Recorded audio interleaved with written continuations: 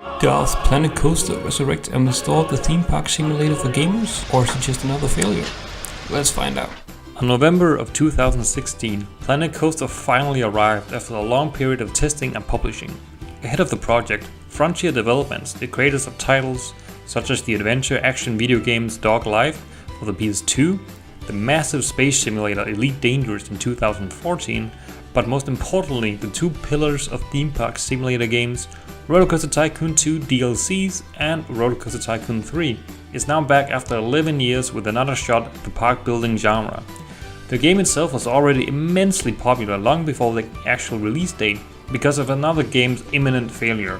I'm of course talking about Roller Coaster Tycoon World. After numerous reviewers covered the beta and alpha of the game, it became clear that this was not the true sequel to the Roller Coaster Tycoon franchise, and many began changing their views to Planet Coaster instead, to hopefully live up to the previous titles by Frontier standards, and perhaps even redeem the genre of theme park simulators. Now the game starts off with you creating an avatar and placing yourself somewhere on the globe. The options when making your avatar is quite limited, and the whole point of this introduction seems rather pointless, since the only thing you can actually do with this is see your friends' avatar, popular players and where they are. If you do have any friends, of course. If you do have friends that play this game, you can load up each other's parks and play them, which is a super cool feature. Now, the game itself has 3 different game modes for you to play: Career, Sandbox and Challenge. Career is your basic challenges where you load up a pre-built park and are given different objectives to complete. After completing the initial objectives, the game rewards you with the bronze medal and gives you more objectives until you eventually reach the gold medal. I was very quickly blown away by the outstanding quality of the visuals and sounds. The game looks and just feels absolutely amazing. The simulation of visitors really impressed me as well, as they really pay attention to what is going on around them, like other rides, entertainers and fireworks. The music in the game, by the way, a huge thumbs up to Jim Coudry, is incredible, and I occasionally listen to the music even when I'm not playing the game. The scenery building has received a complete overhaul and it's now easier than ever to build what you want. The implementation of blueprints really saved me a lot of time when duplicating buildings and light posts as well. As a whole, I did enjoy the career mode because of the variety of career parks with different levels of difficulty. Where the first park, Captain Lockjaw's Buried Treasure, is for the ones who have never really played a theme park simulator before, and the final career, King Coaster's Decree, is for the more advanced player. This works kinda like a tutorial actually really well, and then as you eventually grasp the game and learn the mechanics and how to maximize your profits from that chief beef shop, the game puts you in progressively more and more challenging environments with more difficult objectives to complete. This fit me perfectly even though I played all of the previous roller coaster games, because the game introduces new mechanics and have changed some of the ones you've already gotten used to from the older games. Now some of the career modes are definitely more interesting than others. But this leads me on to a very big and controversial topic about this game. It's made for 2 types of players, perhaps mostly only for one. Now, this is a larger discussion that I will talk about later in the video, where I would love to hear your opinion as well. Next up, we have the Sandbox Mode, which is, as it's always been, complete and utter player freedom, which is a very comforting sight to see. In this mode, you can choose from 1 to 5 different environments: tropical, desert, grassland, alpine and deserts. The game then loads you into a completely empty land from your desired preset options, with only a single road and a ticket booth. From here on, what to do is all up to you. The game has Steam Workshop integrated, which means that you can import pre-built buildings, rides and sceneries from both your friends and creators all over the world, which is just spectacular.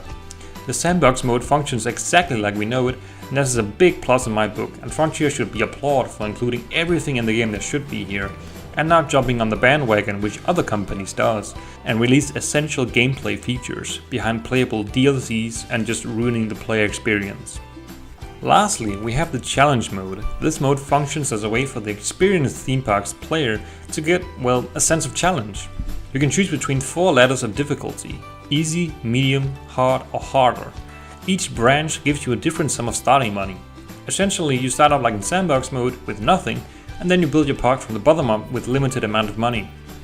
The idea behind this mode is really good, and I love the fact that I have to carefully decide what I need to build, where I need to place it, what the price needs to be, do I need priority queues and so on, in order to maximize my specific ride efficiency and profit. However, this mode is where it kinda fell apart for me. The mode does provide you with a significant challenge for sure, but for a very limited time. I played the challenge mode on hard difficulty, and here is my key to success. Step 1. Place down your first coaster. Step 2.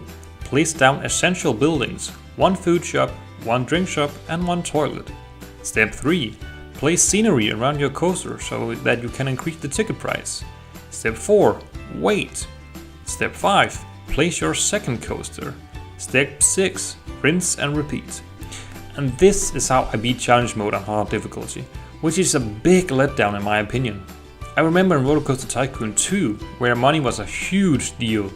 The rate in which you gained money was very slow, and if you didn't provide the customers with what they wanted, you were just screwed big time and had to do quick and painful decisions to sell those coasters that you put your heart and soul into making, just so you could survive another month of wages and losses. My point is that money is very easy to come by in Planet Coaster with minimal effort, and it really numbs down the whole management perspective for the game as a whole. While on the topic of numb down management, I'll bring up the topic that I talked about earlier in the video about the 2 types of people that play these theme park simulator games. With a game like this, Frontier needs to find the perfect balance between design and management. We want to give people the freedom to make a beautiful looking park with tons of opportunities for scenery and decorations, but meanwhile making it feel like there's a viable currency in the game that you need to manage and consider when designing. In Planet Coaster, the balance has a roughly 70-30 ratio for me personally. I feel like the designing part of the game has taken too much attention in development, which is quite clear with new implements such as the Steam Workshop and blueprinting. I'm not saying that those are bad implements to the game, but after around 20 hours checking out all the game modes and really getting a good understanding of what this game has to offer, I do feel like too much development and resources were allocated to the design team instead of the management team, which gives an unequal balance in the gameplay core of the game. However, it does seem like many people actually disagree with me, especially if you look at reviews at Steam, where the game achieves a nearly flawless score from the community.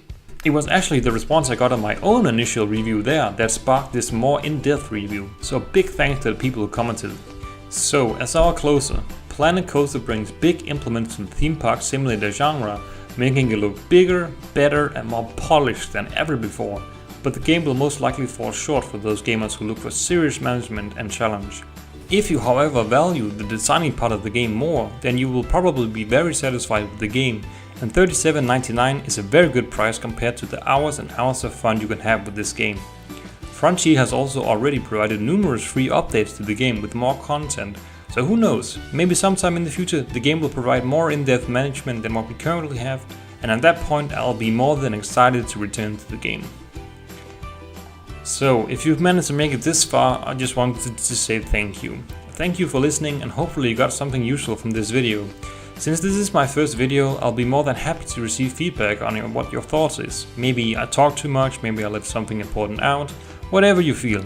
I really want to improve and get better. So just leave it in the comments, in my inbox or my mail, whatever, I'll look through it all. Thank you.